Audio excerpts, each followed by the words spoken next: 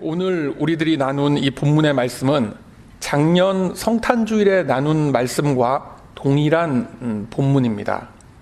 물론 우리 성령님께서는 동일한 본문을 놓고도 여러 가지 관점의 말씀을 주시기도 하지만 제가 이 말씀을 준비하면서 들었던 생각은 우리의 고정관념과 습관이 굉장히 무섭더라는 것입니다. 보통 예수님의 탄생 소식이 기록된 말씀은 성탄절의 분위기 속에서 나누어지는 게 일반적인데 요즘같이 이 무더위가 이어지고 있는 날씨에 이 말씀을 묵상하다 보니까 마치 성탄절 시즌 같은 그런 느낌이 들곤 했었습니다. 덕분에 이 무더위 속에서도 어떤 그 정서적인 피서를 즐겼던 그런 한 주간이었습니다. 우리들은 최근 몇 주간에 보아스의 타작 마당에서부터 베들레헴의 마구간에 이르는 거대한 구원의 여정과 하나님의 주권적 섭리에 대해서 말씀을 나누고 있습니다. 오늘의 본문은 그 가운데에서 예수님의 탄생을 알리는 천사가 이 들판의 목동들에게 임한 그러한 대목입니다. 이 당시 이미 예수님의 부모님은 호적을 등록하기 위해서 본적지인 베들레헴으로 돌아가고 있었고 나사렛에서 베들레헴으로 들어가는 여행길 가운데에 출산을 하게 됩니다. 마땅한 숙소를 잡을 수가 없었던 요셉과 마리아는 가장 누추하고 더러운 장소인 이 마구간에 갓 태어난 아기를 뉘일 수밖에 없었습니다. 이러한 때에 주의 사자가 들판에서 양을 치는 목동들에게 나타납니다. 이때는 밤 시간이었지만 온 주변이 환하게 느껴지는 그러한 빛이 비추어지게 되고 목동들은 깜짝 놀라면서 무서움에 떨게 됩니다. 이 빛을 성경은 말씀하시길 하나님 영광의 빛, 임재의 빛이라고 하고 쉐키나의 영광이라고도 합니다. 혹시 이러한 빛을 실제로 체험해 보신 분 계십니까? 이 빛은 우리들이 영적으로 느끼는 거룩하고 밝고 따뜻한 느낌이기도 하고 실제 가시적으로도 뭔가 주변이 환하게 느껴지는 그러한 빛을 말하는 것입니다. 어떤 분들은 말하기를 그런 게 세상에 어딨냐, 그냥 착시현상일 뿐이지, 어떤 환한 햇빛이 비췄다던가 어떤 조명의 그런 도움으로 인해서 그렇게 느낄 뿐이야 라고 하시는 분들도 계신데 실제로 이러한 영광의 빛이라는 것은 체험해 보지 않고는 설명하기가 참 힘들고 납득하기도 매우 어렵습니다. 이 쉐키나의 영광이 성경에 여러 차례 등장을 합니다.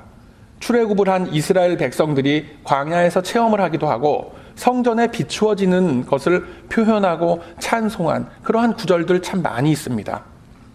또한 우리들이 잘 아는 다메섹 도상에서 바울을 비추었던 그 찬란한 빛 역시 하나님의 영광이 임하는 속에서 예수님의 현현하심을 알린 쉐키나의 빛이었음을 성경은 증거하고 있습니다.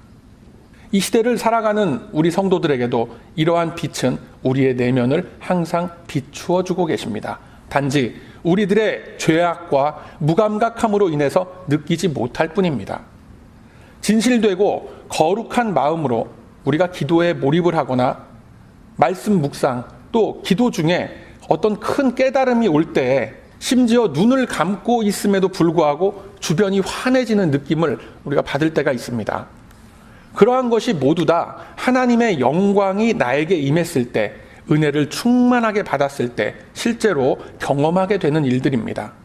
그저 책 속에 기록되어져 있는 형이상학적인 표현이 아닌 실제입니다. 우리가 신앙생활을 하면서 만나 뵙는 분들 중에 거룩한 좀 어떤 그런 느낌이 드는 그런 분들이 있어요. 매우 경건하고 또 성령이 충만한 그런 분들을 만나보면 뭔가 모르게 그 모습 속에서 빛이 나는 그러한 느낌을 우리가 갖는 경우가 많이 있습니다. 그분의 언행과 그 존재 자체에서 거룩한 빛과 깊은 영성이 느껴지는 분들이 우리 주변에도 분명히 있습니다. 저와 여러분이 그러한 사람이 다 되시길 바랍니다. 아멘. 이 본문 속에서 특별히 우리들이 생각해 보아야 할 것은 예수님의 탄생을 알리는 이 기쁜 소식이 왜 하필 가장 먼저 들판의 목동들에게 전해졌을까라는 점입니다. 유대교 종교 지도자들이나 로마의 지배 권력, 최소한 당시 사회의 지도계층이나 큰 영향력을 미칠 만한 위치에 있는 그런 사람에게 먼저 선포가 되었으면 어땠을까요? 우리가 이 모세가 자라나던 정황을 이렇게 살펴보면 그는 태어나서 얼마 지나지 않아 애굽의 왕실로 들어가게 됩니다.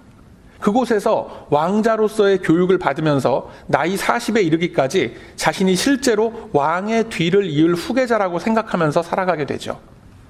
우리 예수님도 이와 같이 당시 헤롯 왕의 궁정이나 당시 유대인 위정자들의 그런 가정에서 태어났다면 장차 그가 이루실 사역이 더욱 빛이 나고 하나님의 아들로서 어떤 권위도 딱 세워지고 그렇게 되지 않을까라는 생각이 들기도 합니다.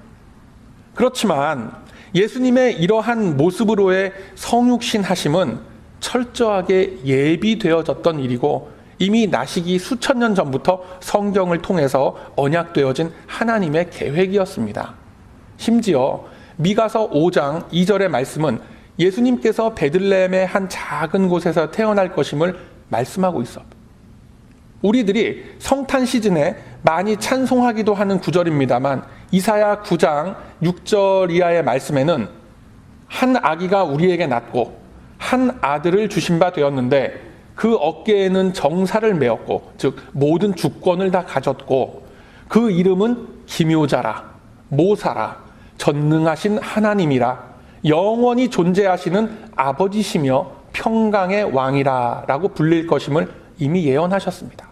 그럼에도 불구하고 모든 능력과 권세를 가진 분이 이 세상에 나왔는데 제일 먼저 도착한 곳이 마국간 말구유 속이었습니다.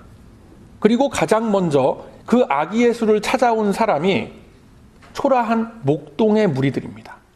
뭔가 앞뒤가 좀 맞지가 않죠. 좀 모순이 있고 어폐가 있는 것 같죠. 즉 하나님의 아들은 가장 낮은 곳에 임재하셔서 이러한 그의 출생 배경과 환경을 통해 그가 장차 이루실 일들의 목적과 가치가 어디에 있다라는 것을 알리시는 겁니다. 우선 당시의 모든 유대인들이 간절히 기다리고 있던 것은 그들을 로마와 주변 열강들의 그 괴롭힘과 압제로부터 구원해 줄 수 있는 강력한 군사 조직과 정치적인 결사단체였습니다.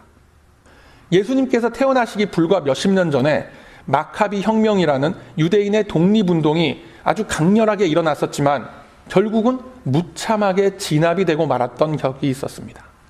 처참하게 실패한 그들의 독립운동을 놓고 그들은 이제 성경에서 예언하신 메시아가 나오셔서 자신들을 구원해주고 해방시켜줄 것을 원했던 겁니다. 여호수아나 갈렙과 같은 군대 장관 내지는 다윗과 같은 강력한 리더가 나타나서 다시금 그들을 어떤 강력한 공동체로 이끌어줄 것을 원했던 겁니다. 그러나 이에 대한 하나님의 반응이 어떠합니까? 그로부터 수십 년이 지난 후에 이 보잘것없는 연약한 어린아기를 보내주시는 겁니다. 그것도 어떤 힘이 있고 영향력을 미칠 만한 환경에 있는 가정에서 태어난 것도 아닙니다. 그 아버지는 목수였고 어머니는 전업주부예요. 요즘 말로 그냥 가난한 노동자의 가정에 태어나신 겁니다. 요즘에 금수저네 흙수저네 하는 말들이 많이 희자가 되고 있는데 예나 지금이나 주어진 환경 속에서 자라나다 보면은 그 환경의 테두리를 넘어선다라는 거 매우 어려운 일입니다. 아마도 예수님께서 정상적인 과정을 거쳐서 태어났었던 평범한 보통 사람이었다면 그의 일생 또한 그저 나사렛의 평범한 몫으로서 그렇게 지내다가 끝났을 것입니다. 그러나 하나님의 구원 계획은 이러한 우리들의 일반적인 생각을 뛰어넘으심을 우리가 기억할 필요가 있습니다. 예수님께서 가장 비천하고 낮은 자리에서 태어나셨고 그의 주변에 있던 사람들도 당시 사회에서 가장 낮은 노동계층에 종사하던 그런 목동들이었습니다.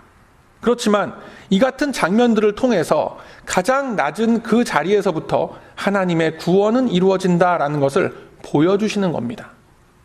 하나님의 일하시는 방법은 예수께서 임하신 그 낮은 자리에서부터 약한 자를 들어서 강한 자를 부끄럽게 하시는 것이요 미련한 자를 택하사 지혜 있다고 하는 자들을 부끄럽게 하시는 줄로 믿으시길 바랍니다. 우선 예수님의 탄생 소식을 가장 먼저 접한 이 목동들을 한번 보세요. 그들이 어떻게 반응하고 어떻게 변해갑니까? 그들은 이제껏 자신들이 겪어보지 못했던 강력한 쉐키나의 영광을 접하자 무서워서 떱니다. 그러한 목동들을 향하여 천사가 말하죠. 온 백성에게 미칠 큰 기쁨의 좋은 소식을 전하겠노라 라고 합니다. 그리고 그 좋은 소식의 내용을 보면 다윗의 동네에 너희를 위하여 구주가 나셨으니 곧 그리스도 주시니라 라는 이 메시아의 탄생 소식을 알리는 겁니다. 즉 복음이 그들에게 임했음을 알리시는 거예요. 복음이 전해지자 그들은 이제 서로 말하기 시작합니다. 여러분, 지난주에 복음이 예시되면서 사가랴를 벙어리로 만들었던 사건 기억하십니까? 이제 이 땅에 탄생하신 복음의 실체이자 언약 성취의 본질이신 예수 그리스도 앞에서는 더 이상 벙어리로 있을 필요가 없는 겁니다. 사가랴 때는 혹여라도 불순종과 불신앙에 이상한 소리 하고 다닐까봐 아예 입을 딱 막아 놓으셨습니다. 그러나 이제 약속의 실체이신 그리스도께서 나셨는데 더 이상은 침묵이 필요한 것이 아니라 이제는 그 기쁨의 좋은 소식을 알려야 한다라는 겁니다. 큰 기쁨의 좋은 소식이 전해지자 이 목동들은 익사이팅해집니다. 자, 직접 베들레헴으로 가서 일어난 큰 일을 우리들이 직접 확인해 보자라고 합니다. 본문 16절 이하 말씀 보면 빨리 가서 마리아와 요셉과 구유에 누인 아기를 찾았고 보았다라고 되어 있습니다. 기쁨의 좋은 소식이 임하게 되자 어떻게 된 겁니까? 두려움이 없어졌습니다. 간절함과 함께 빨리 달려가서 확인해 보고자 하는 열심이 생기게 되는 겁니다. 복음이 전해진 심령 속에, 은혜가 임한 심령 속에 나타나게 되는 그런 변화인 거예요. 두려움이 없어지고 열정이 생기게 됩니다. 이 또한 성경에 예언된 말씀이 그대로 이루어진 겁니다. 시편 84편 7절에 보면 저희는 힘을 얻고 더 얻어나가서 시온에서 하나님 앞에 각기 나타나리이다 라고 했습니다. 이 땅에 육신을 입고 태어나신 하나님의 소식 앞에 무서워서 숨었던 그 목동들이 이제 용기를 얻고 아기 예수를 찾아가게 되는 겁니다. 그리고 그들은 자신들이 듣고 본 것을 인하여 하나님께 영광을 돌리고 찬송을 했다라고 합니다. 우리들이 여기서 분명하게 알아야 할 것은 예수님의 탄생 소식 그 자체보다는 그 탄생이 갖는 의미가 무엇인지를 정확하게 알아야 합니다. 예수님께서 이 땅에 오셔서 무슨 일들을 하실 것이며 그 일들의 목적과 가치가 어디에 있느냐라는 것을 아는 것, 그것이 복음의 목적이 되는 겁니다. 목자들이 갓 태어나신 하나님의 아들을 만나서 무엇을 어떻게 했습니까? 하나님께 영광을 돌리고 찬송했다라고 되어 있습니다. 어떻게 무서움에 떨고 있던 사람들이 이렇게 될 수가 있었겠어요? 복음을 접하고 복음을 체험하게 되자 변화되는 겁니다. 귀로 듣고 머리로만 아는 것에 그치지 않았습니다. 그들의 모든 감각과 감정이 다 동원되어서 복음을 만난 겁니다. 그렇다면 그들을 그렇게 변화시킨 이 복음이란 게 과연 무엇이냐? 로마서 1장에서는 복음에 대해서 이렇게 정의를 하고 있습니다. 복음은 하나님이 선지자들로 말미암아 그의 아들에 관하여 성경에 미리 약속하신 것이라고 합니다. 뭘 약속했다는 겁니까? 모세와 모든 선지자의 글을 통해 하나님이 이루실 구원을 약속하신 것, 즉 구약 성경 전체를 이야기하는 겁니다. 뿐만 아니라 복음은 모든 믿는 자에게 구원을 주시는 하나님의 능력이 됨이라 라고 정의를 내리고 있어요. 그리고 이어서 복음이 전해진 목적으로서 복음에는 하나님의 의가 나타나서 믿음으로 믿음에 이르게 하는 것을 뜻하고 복음의 의미를 하나님이 예수 그리스도로 말미암아 사람들의 은밀한 것을 심판하시는 것이라고 정의 내리고 있습니다. 그렇기 때문에 성도에게는 복음이 큰 기쁨의 소식이 되는 것이고 믿지 않는 사람들에게는 심판의 메신저가 되는 겁니다. 그리고 복음은 그리스도로 인한 영원한 생명의 소망을 갖게 됨을 의미한다라고 디도서에서 말씀하고 있어요. 이러한 것들이 다 복음이 갖는 목적입니다. 이처럼 이 땅에 복음의 기쁜 소식이 전해지면서 천군 천사가 하나님을 찬양하는 장엄한 모습이 펼쳐지고 있습니다. 즉 이제 목동들은 복음이 선포되어지고 하나님의 영광을 찬미하는 자리에 세워지게 되는 겁니다. 이것이 바로 예수님의 탄생을 축하하는 첫 번째 예배가 되는 거예요. 우리들은 오늘 본문을 통해서 복음을 전해 들은 목동들이 이제는 그 복음을 믿게 되고 예배자의 자리에 부르심을 받으며 믿는 성도의 모습으로 발전되어 가는 모습을 보게 됩니다. 가장 낮은 자리에 선 이들, 더 이상 잃을 것이 없는 가장 평범한 사람들을 통해서 주님은 이 땅에 전해지는 하나님 구원의 소식이 어느 자리에서부터 시작될 것인가라는 것을 우리에게 보여주시는 겁니다. 여러분, 우리들이 보통 예수를 믿는다라고 할 때 그것이 가리키는 의미가 뭡니까? 예수 믿는다라는 것이 무슨 뜻이라고 생각하세요? 예수를 믿는다라는 것은 예수님의 행적과 그가 남기신 어록을 아는 것에 그치는 것이 아닙니다. 예수를 믿는다라고 하는 것은 그의 영향력으로 인해서 나의 삶이 그분께 붙잡힌 바 되는 것을 의미하는 거예요. 즉 나는 죽고 나를 위하여 십자가에서 대신 죽음을 당하신 그리스도의 능력으로 살아가는 것을 의미하는 겁니다. 많은 이들이 흔히 교회에 출석을 잘 하는 것 또는 교회 문화에 익숙해진 그 삶의 방법을 아는 것, 이런 것을 놓고 믿는다라고 하는데 그것은 옳은 것이 아닙니다. 하나님을 인격적으로 체험하고 만난 사람들은 그 삶의 모습과 내용들이 변화되게 됩니다. 처음엔 빌리브 하는 데서 팔로우 하는 대로 나가게 되고 팔로우 했던 데서 체인지 되는 자리에까지 서게 되는 것이 이게 믿는 겁니다. 나의 전 인격과 감정이 하나님의 은혜로 인해서 바뀌게 되는 것, 즉 삶 속에서 드러나고 나타나는 열매들로서 예수를 표현해내는 것, 그것이 믿는 것입니다. 제가 오늘 기도하면서도 우리가 말씀을 듣고 또 강단에서 말씀을 선포하는 것에 그치는 것이 아니라 그 받은 말씀대로 그리고 그 선포한 말씀대로 우리가 살아갈 수 있어야 한다라는 거예요. 그것이 예수 믿는 겁니다. 이 말씀을 통해서 주님은 우리들에게 세미한 그분의 음성을 듣게 하십니다. 듣고 본 바를 고하라. 어디 가서 그러라는 겁니까?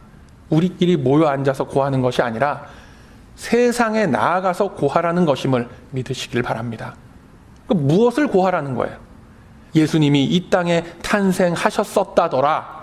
단순한 탄생의 소식이 아니라 예수님의 탄생이 갖게 되는 의미와 그 능력을 전하라. 그리고 그 능력을 보이라라는 것입니다. 이 내용을 예수님은 우리들에게 말씀을 통해서 그대로 보여주십니다. 요한복음 11장 25절 이하의 말씀 보면 나는 부활이요 생명이니 나를 믿는 자는 죽어도 살겠고 무릇 살아서 나를 믿는 자는 영원히 죽지 아니하리니 이것을 내가 믿느냐? 어디에서 하셨던 말씀이죠? 이거 알아맞추시는 분들 오늘 제가 팥빙수 쏘겠습니다. 어디에서 하신 말씀이에요? 바로 베다니 마을에 들어가서 마리아, 마르다, 나사로 남매에게 하셨던 말씀이에요. 이뿐만 아니라 세례 요한이 심각하게 예수님께 묻습니다. 마태복음 11장에는 헤롯 왕의 그 옥에 갇혀 있는 요한이 제자들을 보내서 묻기를 당신께서 정말 메시아가 맞습니까? 아니면 다른 누군가가 또 오실 겁니까? 라고 질문을 해요. 왜 그랬을까요? 자신은 감옥에 억울하게 갇혀 있는데 하나님의 아들이라는 사람은 분명히 자신의 이 어려운 소식을 들었을 텐데도 불구하고 아무런 액션이 없는 거예요. 분명히 서운하고 섭섭할 수가 있죠. 아니, 하나님의 아들이라면서 왜 나를 이 감옥으로부터 구해주질 않나? 우리 어머니 얘기를 들어보니까 그분 태어날 때 대단했다고 그러던데 목동들이 와서 경배하고 동방박사들이 와서 경배하고 말이죠.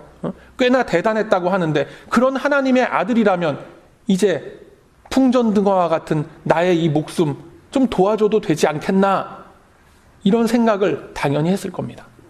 그런데 여기에 대한 예수님의 답변이 뭡니까? 조금만 기다려라 세례 요한, 내가 구해주겠노라, 그런 것이 아닙니다. 너희가 가서 듣고 본 바를 요한에게 고하라 라고 말씀합니다. 뭘 듣고 뭘 보았느냐면 예수님이 말씀하죠. 소경이 보며 안진뱅이가 걸으며 문둥이가 깨끗함을 받고 귀머거리가 들으며 죽은 자가 살아나고 가난한 자에게 복음이 전파된다 하라 라고 하셨습니다. 여러분, 지금 세례 요한은 감옥에 갇혀서 오늘 내일 하는 처지입니다. 그런데 예수님의 대답은 전혀 뜬구름 잡는 것 같은 그런 말씀입니다. 왜 이렇게 말씀하셨을까요? 예수님의 사역은 심지어 세례 요한까지도 오해할 정도로 다른 곳에 있었던 것입니다. 예수님께서는 비유를 들어서 말씀을 하시길 당신께서 이루실 복음의 실체가 무엇인지, 왜 이 땅까지 내려오셨는지 설명을 하시는 겁니다. 그가 이 낮은 땅까지 오셨던 것은 앞서 나열한 바와 같이 각종 병자들을 고쳐주기 위한 것이 아닙니다. 제가 지난 시간에도 말씀을 드렸지만 병은 병원에 가서 의사 선생님한테 치료받는 거예요. 그런데 왜 예수님께서는 병자들을 고쳐주셨는가? 그 이유는 당신이 하나님의 아들이심을 알리시기 위한 표적이다라는 것을 설명하고 있는 겁니다. 들판에서 갈대가 흔들리는 것을 보면 눈에는 보이지 않지만 바람이 분다라는 것을 알게 됩니다.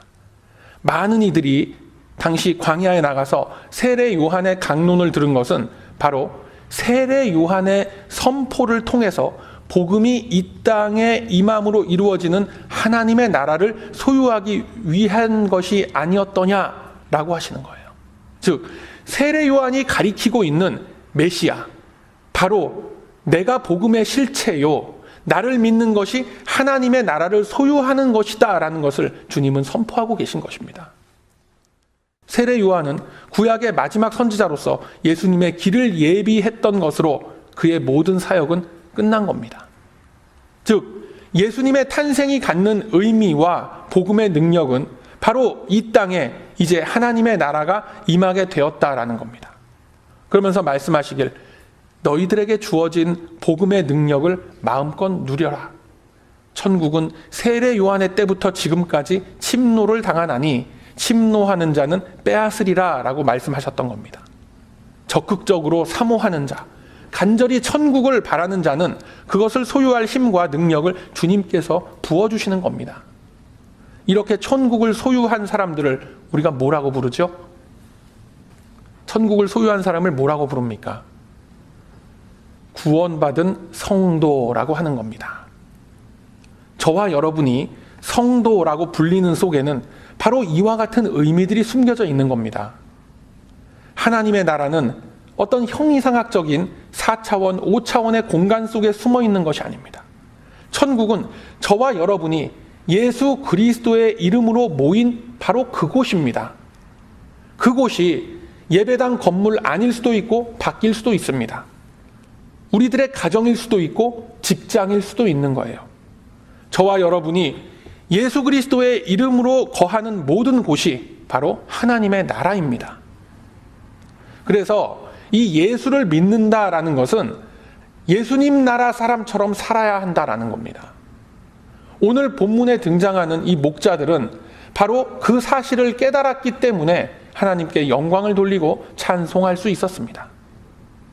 사랑하는 우리 베다니 가족 여러분, 우리들도 모두 하나님께 영광 돌리고 찬송할 수 있는 목자들과 같은 그런 존재들입니다. 이렇게 예배를 통해서 우리가 듣고 느끼고 본 바를 고할 수 있는 존재들이어야 한다라는 겁니다. 어디서요? 우리 각자의 삶의 현장 속에서. 어떻게요? 말로도 전하고 우리 삶의 모습으로 보여낼 수 있어야 하는 겁니다. 말씀에 충실하게 따르는 삶을 우리가 보여낼 수 있어야 한다라는 겁니다. 그리고 악에 대해서는 단호하게 물리칠 수 있는 결단력이 있어야 하는 겁니다. 미적지근하게 술에 물 탄 듯 물에 술 탄 듯 해서는 복음의 능력 나타나질 않습니다. 오히려 악의 영향력으로 인해서 실족하기가 참 쉽습니다. 이 시간 저와 여러분의 모습을 이 말씀을 통해서 한번 비추어 보시길 원합니다. 우리들은 어쩌면 예수님을 찾아서 경배했던 목동들의 모습이기보다는 오실 이가 당신입니까? 아니면 우리가 다른 일을 또 기다려야 합니까? 라고 확신에 찬 모습을 보이지 못했던 그런 요한의 모습일 수 있습니다. 구원의 은혜를 입었노라고 하나님의 부르심을 입은 거룩한 백성이라고 하면서도 여전히 우리들이 머물고 있는 곳은 하나님의 나라가 아니라 소경이 눈을 떠야만 하고 안진뱅이가 일어섬을 당해야만 하는 이 세상의 권세가 다스리는 그런 공간 아닙니까? 여전히 육신의 정욕과 안목의 정욕과 이생의 자랑 앞에서 어쩔 줄 모르고 주저앉아 있는 사람들 아니냐라는 겁니다. 나의 눈을 떠주기만 한다면, 나의 다리를 고쳐주기만 한다면 내가 예수님을 하나님의 아들로 인정해 주겠습니다 라고 하는 거 아닙니까? 이런 분들 많이 있죠. 내 건강만 좀 좋아지면, 내 이 비즈니스만 조금 좀 풀리면 내가 언제든지 열심히 믿겠습니다 라고 하죠. 먹고 사는 것이 이게 좀 어떻게 해결되면 내가 진짜 이거 뭘 해도 할 텐데 말이죠. 그러는 분들 참 많습니다. 그러나 복음의 목적과 가치는 그런 데 있지 않다라는 것을 말구육간에 누이신 아기 예수가 증명하고 있는 겁니다. 더 이상 누추할 곳도 없고 더 이상 내려갈 곳도 없는 작고 더러운 그곳에서 시작된 복음은 이 세상에 가장 부유한 자와 가장 큰 권세를 가진 자들을 굴복시키는 하나님의 능력으로 퍼지게 된다는 사실 믿으시길 바랍니다. 베들레헴의 작은 말구유 속에 임하신 하나님의 은혜와 복음의 능력은 이를 믿고 의지하며 따르는 모든 이들에게 주님의 능력으로 임하게 될 것입니다. 이것이 바로 오늘 우리들이 가슴에 담고 삶의 내용으로서 담아내야 할 큰 기쁨의 좋은 소식입니다. 궁극적인 언약의 성취라는 것은 예수 그리스도께서 이 땅에 약속대로 오신 것처럼 우리들도 그 자리에 똑같이 보내진다라는 겁니다. 어떤 자리에 보내져요? 예수 그리스도께서 태어나신 그 말구유통에 우리도 보내지는 겁니다. 예수 그리스도께서 죽으셨던 그 십자가의 자리에 우리 또한 보내지는 겁니다. 여러분, 이것이 큰 기쁨의 좋은 소식입니다. 그런데 별로 기쁘지 않죠. 이게 뭐 이렇게 좋은 소식이라고 생각 잘 안 되죠.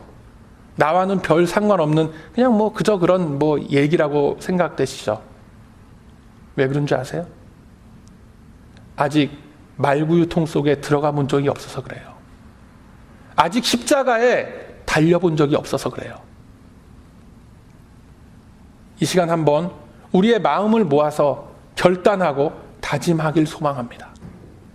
우리들이 이 말씀의 시간을 통해서 이 예배를 통해서 공급받는 하나님의 귀한 복음의 능력을 이제는 나아가 고할 수 있는 저와 여러분이 다 되시길 바랍니다. 삶의 현장 속에서 말씀으로써 이겨내겠노라는 굳은 다짐을 하고 하나님의 통치 속으로 나아가는 그 발걸음들을 놓고 주님은 어찌 그리 아름다운고라고 말씀하셨습니다. 존귀와 영화의 관을 예비하시고 우리들의 나아갈 바를 기대하시는 주님의 은총이 그 발걸음들 위에 항상 함께 할 것입니다. 나의 새로운 마음으로 결단하고 나아감으로 인하여 오늘 우리들이 받은 이 하나님의 능력은 나의 삶을 뛰어넘어 영원한 하늘의 찬송이 돼서 주님이 기쁘게 받으실 것입니다. 그 능력의 역사를 체험하시는 우리 모두가 되길 소망합니다.